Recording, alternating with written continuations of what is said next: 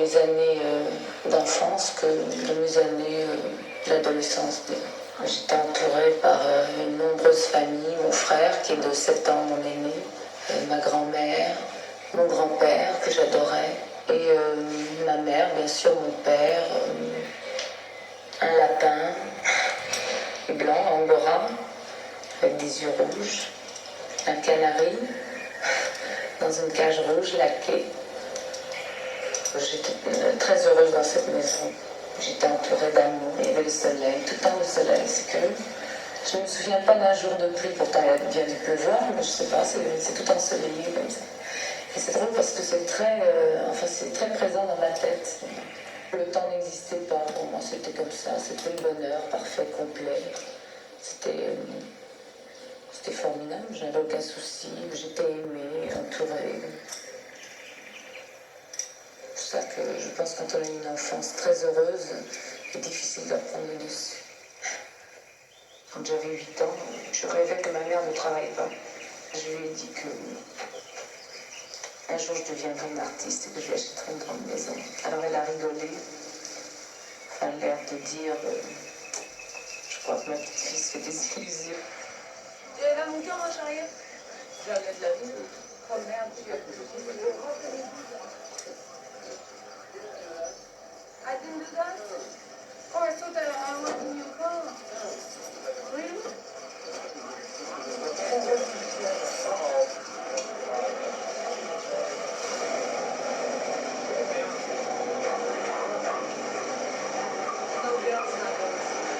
Like this, no, sure.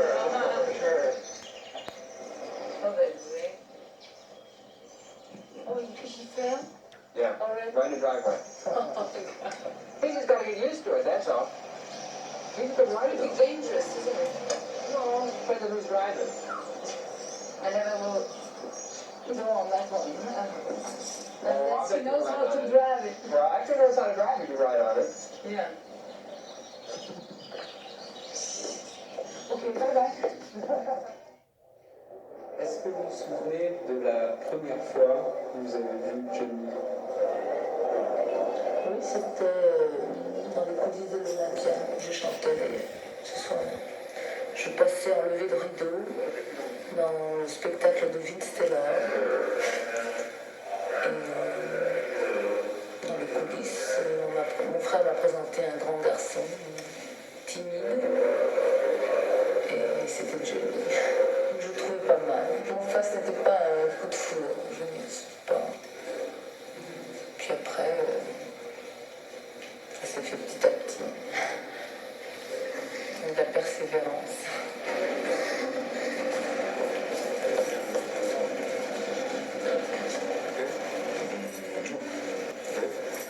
J'embrasse tout le monde.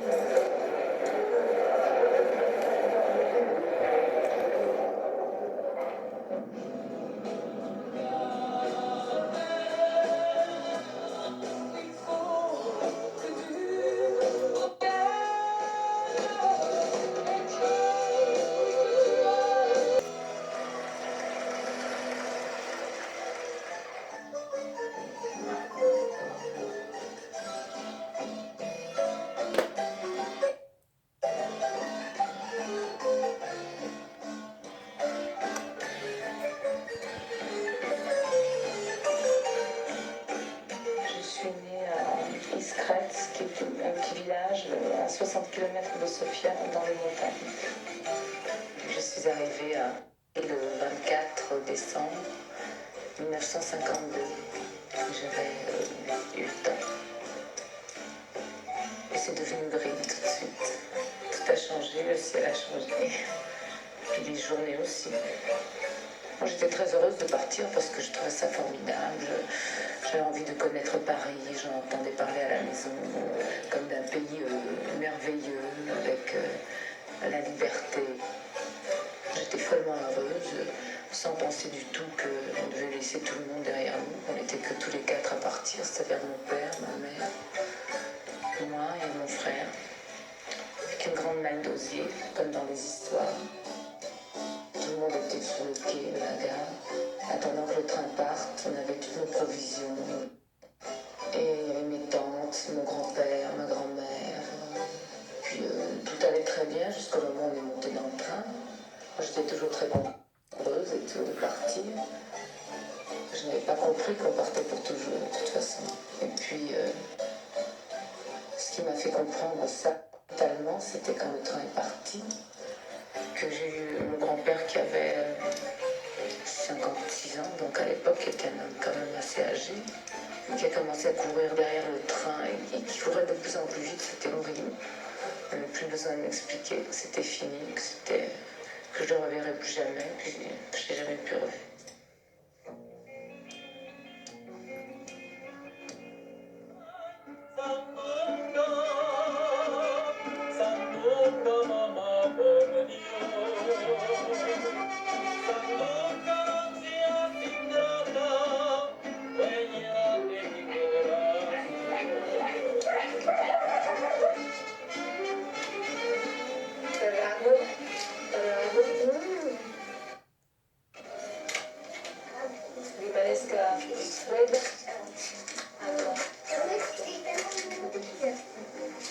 ¿Cuántos años tienes?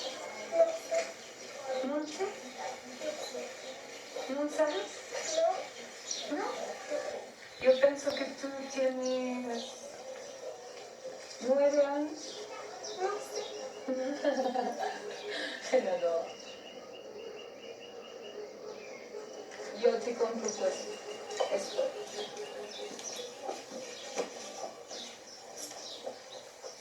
El pequeño.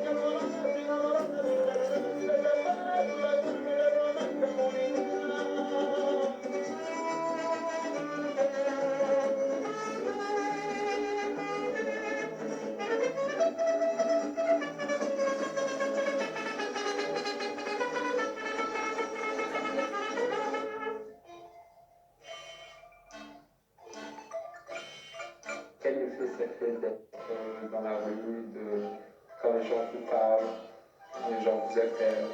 C'est quelque chose qui ne m'étonne pas, parce que c'est comme ça tout le temps. Je vis tout le temps mal à l'aise, mais je m'en rends compte que par rapport à un autre pays où je peux marcher normalement, en respirant normalement, parce que sinon je me sens toujours un peu oppressée, parce que je n'aime pas rentrer quelque part et qu'on me regarde. I'm sleepy.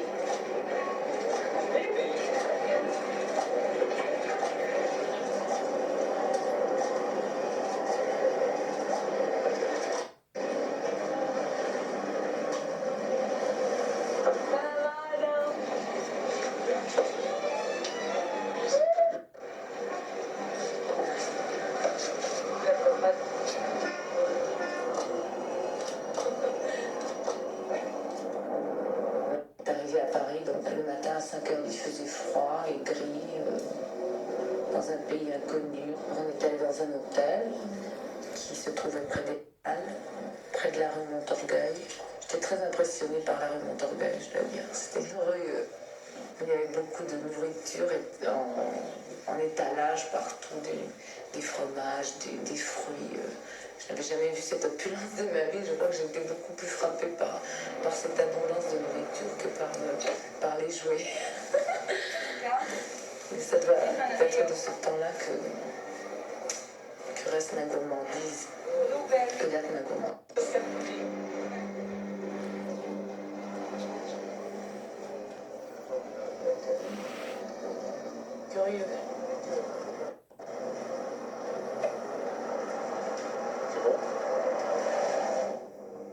commencé ce matin, non. Ce matin, j'ai pris un café. J'ai deux abricots, j'ai mangé 2 gâteaux, un donut. Ensuite, j'ai mangé 4 sandwichs avec du fromage. Ensuite, je me suis acheté deux sucreries au chocolat, forêt de nougat et de noix. Jenny m'a offert une glace, je ne pouvais pas refuser. Un chocolate chip. Ensuite, j'ai mangé 4 hot dogs avec du chili et des oignons. Je suis entrée en douce dans la cuisine, j'ai ouvert le frigidaire. J'ai mangé une énorme grappe de raisin. Ensuite, j'ai prétexté de monter dans ma chambre pour voir si Jean-Marie était. J'ai remangé des tacos dans un sac. Ensuite, j'ai une envie folle de milkshake. C'est gorgé votre hot dog? C'est pas fait ça,